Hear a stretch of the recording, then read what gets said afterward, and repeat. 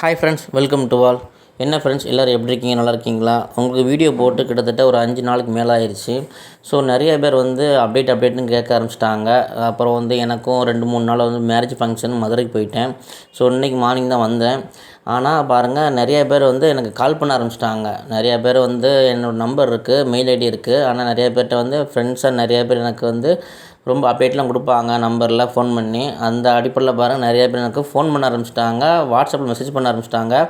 ஏன்னா இப்போதுக்குள்ளே எந்த வீடியோவும் நான் இது வரைக்கும் போடலை. ஒரு 5 நாளாகிட்ட மேலே ஆயிடுச்சு வீடியோ போடலை. அதனால் அப்டேட்டுன்னு கேட்க ஆரம்பிச்சிட்டாங்க. நான் சொன்ன அப்டேட்டு போன வீடியோ என்ன சொல்லியிருந்தேன் அப்படின்னா, உங்களுக்கு பொங்கலுக்கு அந்த தொகுப்புலாம் கொடுத்துட்ருக்காங்க. ஸோ டோக்கன் விநியோகம் பண்ணிகிட்ருக்காங்க.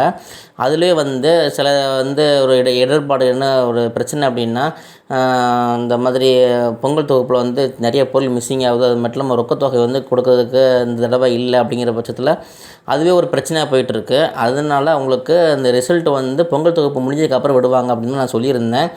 ஏன்னா பாருங்கள், டிபார்ட்மெண்ட்லேயே இந்த மாதிரி ஒரு சின்ன சின்ன பிரச்சனைலாம் போயிட்டுருக்கிறதுனால உங்களுக்கு லேட் பண்ணுவாங்க. டெம்பரவரியாக இப்போ ரிசல்ட் விட மாட்டாங்க. ஸோ இந்த பொங்கல் தொகுப்புலாம் முடிஞ்சதுக்கப்புறம், ப்ராசஸ்லாம் முடிஞ்சதுக்கப்புறம் உங்களுக்கு ரிசல்ட் விடுவாங்கன்னு நான் ஏற்கனவே சொல்லியிருந்தேன். அதுபடி தான் நம்ம ஒர்க் பண்ணுற, அதாவது ரேஷன் ஷாப்பில் ஒர்க் பண்ணுறவங்களும் இதான் சொல்லியிருந்தாங்க. ஸோ இந்த பொங்கல் தொகுப்புலாம் எல்லாமே எல்லாேருக்கும் டோக்கன் விநியோகம் பண்ணி முடிச்சதுக்கப்புறம் பொருள்லாம் எல்லாம் கொடுத்து முடிக்கணும் அப்படின்னு அந்த ப்ராசஸ்லாம் பண்ணிகிட்ருப்பாங்க. ஸோ இதுக்கு இடையில் உங்களுக்கு ரிசல்ட் ரெடியாக இருந்தாலுமே விட மாட்டாங்க. அப்படி தான் என்னோட கணிப்பு. ஏன்னா ரிசல்ட் விடுறது ஒரு பிரச்சனை இல்லை. எப்படியுமே அந்த ப்ராசஸ்லாம் இப்போ பக்காவாக ரெடி பண்ணி வைக்கணும். ஸோ சின்ன சின்ன ப்ராசஸ்லாம் இருந்தாலுமே அதை ஒத்தி வச்சு எந்த வித வேலையை பார்ப்பாங்க. ஸோ இந்த வேலையை பார்க்கும்போது அவங்களுக்கு ரிசல்ட் கொஞ்சம் லேட் பண்ணுவாங்க. இதில் என்ன சொல்கிறது, இது நம்ம ரொம்ப பெருசாக அதை நினைக்க வேண்டிய அவசியம் கிடையாது. ஸோ அவங்களுக்கு ஒரே டிபார்ட்மெண்ட்டு தான். அவங்க சில இந்த மாதிரிலாம் பெரிய வேலையை பார்க்கும்போது நம்ம ரிசல்ட் கொஞ்சம் கொஞ்சம் தள்ளி போட வாய்ப்பு தான் இருக்குது. நம்ம பக்காவாக சொல்லியிருந்தோம், போன தடவை ரிசல்ட் தள்ளி போட்டாங்க அப்படின்னா அது பல காரணங்கள் இருந்துச்சு. கேஸ் போயிட்டு இருந்துச்சு, கேஸ் ஃபைல் பண்ணியிருந்தாங்க. அந்த மாதிரி நம்ம நிறைய மாவட்டங்கள் பார்த்துட்டு இருந்தோம். நிறைய உங்களுக்கு இஷ்யூ போயிட்டு இருந்துச்சு. அதாவது இந்த பணம் கொடுத்து இந்த மாதிரி வேலை வாங்குறாங்க அப்படின்ட்டுலாம் நிறைய கள்ளக்குறிச்சியிலலாம் இந்த நம்ம சிவகங்கையிலலாம் கேஸ் போட்டிருந்தாங்க. அப்புறம் சென்னை விழுப்புரத்துக்கும் லேட்டாக வந்துச்சுன்னு தெரியும். இந்த தடவை அப்படி நடக்காது, அப்படி உடனே விட்டுருவாங்க அப்படின்னு தான் எதிர்பார்த்தோம். ஸோ பாருங்கள், பொங்கல் தொகுப்புக்கு முன்னாலே விட்டுருவாங்கன்னு பார்த்தா, ஆனால் இப்போ பாருங்கள் என்ன பிரச்சனைனா, பொங்கல் தொகுப்பு கொடுத்துருக்கனால கொஞ்சம் லேட் பண்ணாமல் சொல்லியிருந்தாங்க. ஆனால் நிறைய பேர் சொல்கிறாங்க, இன்றைக்கி டேட்டு உங்களுக்கு 7 ஜனவரி ஆகிப்போச்சு உங்களுக்கு. ஸோ மேக்ஸிமம் 9ஆம் தேதி கிட்ட ரிசல்ட்டு சில பேர் விடுவாங்க. இந்த மாதிரி டிஆர்பியில் கால் பண்ணி கேட்டேன், இந்த மாதிரி 9 எதிர்பார்க்கலாம் அப்படி மாதிரி சொல்லியிருந்தாங்க. ஸோ அது எந்த அளவுக்கு உண்மைன்னு தெரியல. அதை பற்றி விசாரிச்சுட்டு நான் கண்டிப்பாக வீடியோ போடுறேன். நான் முன்னாடி சொன்ன மாதிரி எந்த அப்டேட்டும் லேசாக எடுத்துக்கக்கூடாது. அதாவது சில பேருக்கு உண்மை தெரிஞ்சிருக்கலாம், உண்மை சொல்லியிருக்கலாம். அதன் பட்சத்தில் உங்களுக்கு இன்றைக்கி ஜனவரி 7, இன்றைக்கி செவ்வாய்க்கிழமை. இன்றைக்கி மேக்ஸிமம் பாருங்கள், இன்றைக்கி நாளைக்கு மறுநாள் கூட வேலைக்கிழமை, அதாவது பொங்கல் தொகுப்பு முன்னால் கூட ரிசல்ட் ரெடியாக இருந்தால் நினச்சா விட்டுறலாம். ஏன்னா சில மாவட்டங்கள் ரிசல்ட் ரெடியாக இருக்குது. அதனால் டிஆர்பியில் தான், அதாவது நம்ம ஆன்லைனில் தான் பார்க்க போகிறோம். அதனால் அவங்க விடுறது மேட்ரு பெரிய விஷயம் கிடையாது. ஸோ பொங்கல் தொகுப்பு ஒரு பக்கம் நடந்திருந்தாலும் அதுக்கு பக்காவாக வேறு பணி, அதாவது நம்ம ரிசல்ட்டுக்கான பணி வேறு ஆட்கள் எதுவும் போட்டு நம்ம ஸ்பெஷலாக கூட அவங்க ரெடி பண்ணாலும் விடுறதுக்கு ஒரு ஆட்சேபணி இல்லை, விட்டுருவாங்க.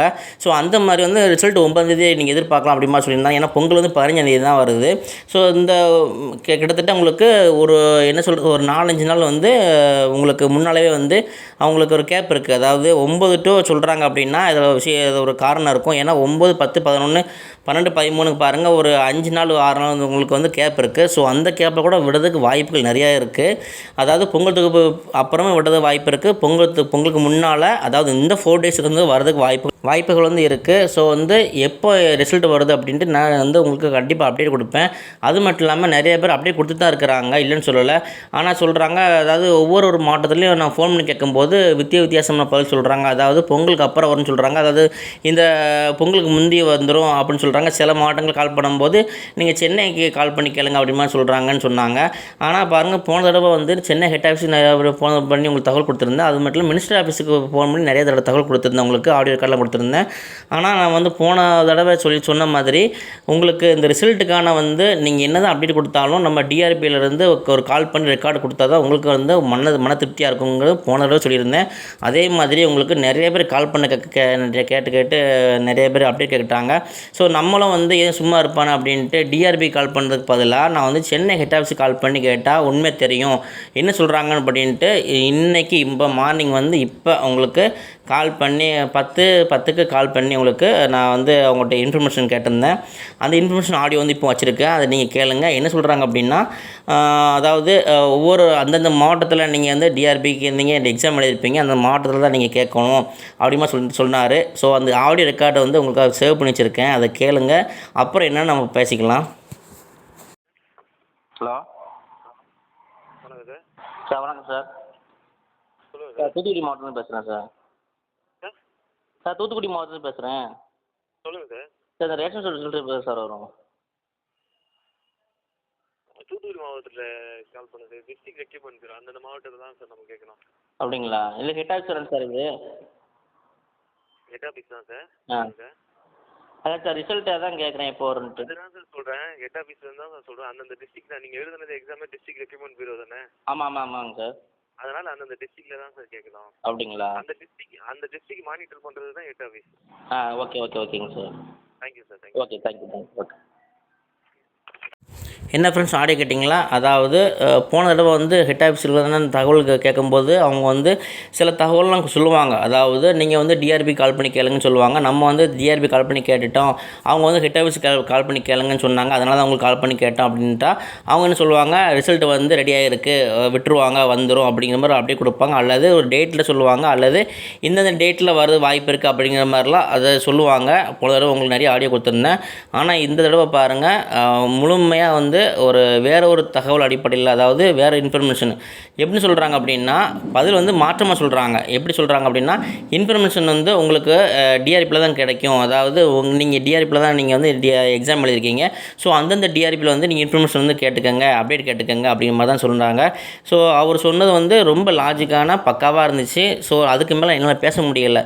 என்ன பேச முடியும்? இல்லை சார் ஹெட் ஆஃபீஸ் நீங்கள் சொல்லணும் அப்படின்னு நான் சொல்ல முடியாது, கேட்க முடியாது.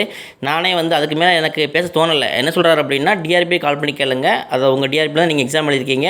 ஸோ அவங்க தான் அவங்களுக்கு ரிசல்ட்டு வெளியிடுவாங்க. அதாவது நாங்கள் வந்து அந்த ஒவ்வொரு மாவட்டத்திலே வந்து மானிட்டர் பண்ணக்கூடியது, ரன் பண்ணக்கூடியது நாங்கள். ஸோ வந்து டிஆர்பியில் தான் நீங்கள் வந்து அவங்க மாவட்டத்தில் தான் ரிசல்ட்டை வந்து பப்ளிஷ் பண்ணுவாங்க. அதாவது அவங்க சொல்லலை, ரிசல்ட் பப்ளிஷ் பண்ணுவாங்க, அப்டேட் கிடைக்கும். ஸோ நீங்கள் அங்கே கேட்குறது தான் முறையான செயல் அப்படிங்கிற மாதிரி சொன்னார். ஸோ நானும் வந்து அதுக்கு மேலே அவர்கிட்ட பேச விரும்பலை. ஓகே சார் அப்படின்ட்டு நானும் ஃபோன் வச்சுட்டேன். ஆனால் பாருங்கள், இது ஒரு என்ன சொல்கிறது, ஒரு மாற்றமான ஒரு இன்ஃபர்மேஷனாக இருந்துச்சு. அதாவது நீ யாருமே வந்து ஹெட் ஆஃபீஸ் வந்து ஃபோன் பண்ணாதீங்க, உங்களோட மாவட்டத்தில் வந்து கால் பண்ணி கேளுங்க. அதுதான் வந்து உண்மையான தகவலாக இருக்கும்.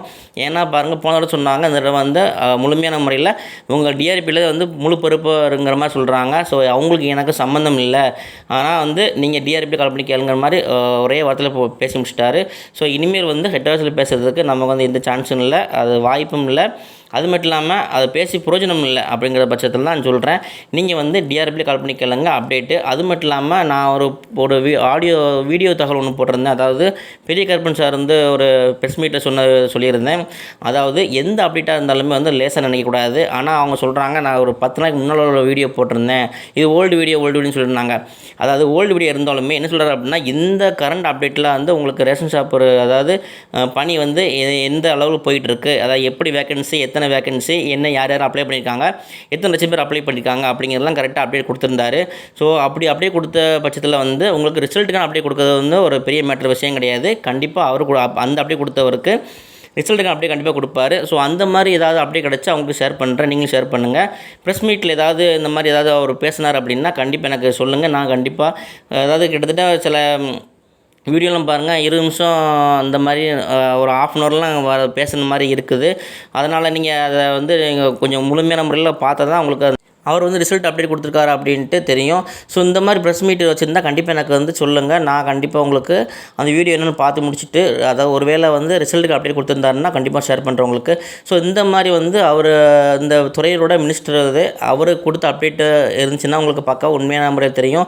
ஏன்னா மற்றவங்க கொடுக்குற அப்டேட்டுக்கும் அவர் கொடுக்குற அப்டேட்டுக்கும் வித்தியாசமாக இருக்குது. ஏன்னா வந்து டிஆர்பி தகவல் அப்புறம் வந்து மினிஸ்டர் தகவல் தான் நம்ம வந்து உண்மையாக எடுத்துக்க முடியும். அல்லது வந்து நியூஸ் பேப்பரில் வந்து விட மாட்டாங்க. அதாவது நியூஸ் பேப்பரில் பேப்பரில் வந்து நாங்கள் இந்த தடவை இந்த டேட்டில் வந்து உங்களுக்கு ரிசல்ட் எதிர்பார்க்கலாம் அப்படின்ற ஒரு அப்டேட் கொடுத்துருந்தாங்கன்னா அதையும் பார்க்கலாம். ஸோ இந்த 3 அடிப்படையில் தான் உங்களுக்கு ரிசல்ட் வந்து அப்டேட் கிடைக்கும். ஸோ வந்து அவங்க சொன்னாங்க, இவங்க சொன்னாங்க, ஃப்ரெண்ட்ஸ் சொன்னாங்க அப்படின்ட்டு சொல்லாதீங்க. இந்த 3 ஏதாவது அப்டேட் கிடைச்சா கண்டிப்பாக ஷேர் பண்ணுங்கள், நானும் ஷேர் பண்ணுறேன் உங்களுக்கு. ஸோ இந்த அடிப்படையில் பாருங்கள், பொங்கலுக்கு முந்தி இந்த 4 டேஸ் அப்புறம் பொங்கலுக்கு அப்புறம் ஒரு கிட்டத்தட்ட ஒரு 4 டேஸ்க்கு அப்புறம் உங்களுக்கு நீங்கள் ரிசல்ட் எதிர்பார்க்கலாம். ஸோ எந்த அப்டேட்டாக இருந்தாலும் எனக்கு ஷேர் பண்ணுங்கள், நானும் ஷேர் பண்ணுறேன். இன்றைக்கி வந்து ஹெட் ஆஃபீஸில் வந்து ஃபோன் பண்ணி கேட்டதுக்கு இந்த சொன்னாங்க. தூத்துக்குடி மாவட்டத்தில் பேசுகிறேன்னு சொல்லியிருந்தேன். அது மட்டும் இல்லாமல் தூத்துக்குடி மாவட்டத்துக்கு நான் டிஆர்பி கால் பண்ணியிருந்தேன். அவங்களுடைய கால் வந்து ரீச் ஆகலை, அட்டன் பண்ணலை. ஸோ என்கேஜாக இருந்துச்சு. அதனால் வந்து ஒவ்வொரு மாவட்டத்தில் ஏதாவது நீங்கள் கால் பண்ணி கேட்டிங்கன்னா இன்ஃபர்மேஷன் கொடுங்க, நான் அது மூலமாக உங்களுக்கு ஷேர் பண்ணுறேன். அது மட்டும் இல்லாமல் வேறு டிஆர்பி ஏதாவது கால் பண்ணி கேட்டிருந்தாலோ ஆடியோ கேட்டிருந்தாலோ உங்களுக்கு கண்டிப்பாக ஷேர் பண்ணுறேன். ஸோ இந்த வீடியோ பொறுத்த வரைக்கும் இன்றைக்கி அப்டேட் இது தான். ஸோ வந்து ரிசல்ட்டுக்காக ரொம்ப வெயிட் பண்ணிகிட்டு இருப்பீங்க. இந்த 4 டேஸ் வந்து எதிர்பாருங்க. அப்புறம் வந்து பொங்கல் முடிஞ்ச 4 டேஸும் எதிர்பாருங்க. ரிசல்ட் கண்டிப்பாக வந்துடும். அதுக்கப்புறம் வந்து டெலிட் பண்ணதுக்கு வாய்ப்பே கிடையாது. ஸோ சென்னைக்கு வந்து ஹால் டிக்கெட் விடலை, அதுக்கு ரிலேட் பண்ணுறாங்கன்னு சொல்லுவாங்க. ஸோ அது ஒரு மாடல் பெண்டிங் வச்சுருந்தாலும் எல்லா மாடலும் பெண்டிங் வைக்க மாட்டாங்க. ரிசல்ட் வந்து ரெடியாக தான் இருக்குது. எப்போ வேணாலும் வர வாய்ப்பு இருக்குது. வெப்சைட்டை செக் பண்ணுங்கள், ஆன்லைனில் செக் பண்ணுங்கள். அது மட்டும் இல்லாமல் உங்கள் டிஆர்பியில் வந்து வெப்சைட்டை வந்து எப்போவுமே ஓப்பன் பண்ணி பாருங்கள், ஏதாவது சேஞ்சஸ் எதாவது கொடுத்துருக்காங்களா, அதாவது ரெட் கலர் லைனில் ஏதாவது கொடுத்துருக்காங்களா அப்படின்ட்டு நீங்கள் அப்பப்போ வாட்ச் பண்ணுங்கள். ஏதாவது வெப்சைட் ஏதாவது சேஞ்சஸ் தெரிஞ்சுன்னா கண்டிப்பாக சொல்லுங்கள், நான் அது என்னென்னு பார்த்துட்டு வீடியோ போடுறேன். ஓகே ஃப்ரெண்ட்ஸ், நம்ம சேனலை தொடர்ந்து வாட்ச் பண்ணுங்கள், சப்ஸ்கிரைப் பண்ணுங்கள், தொடர்ந்து ஆதரவு கொடுங்க. மேலும் இந்த ரிசல்ட்டுக்கு நான் அப்டேட் கிடச்சா கண்டிப்பாக ஷேர் பண்ணுறேன், நீங்கள் ஷேர் பண்ணுங்கள். நெக்ஸ்ட் நல்ல ஒரு அப்டேட் சந்திக்கிறேன். தேங்க்யூ.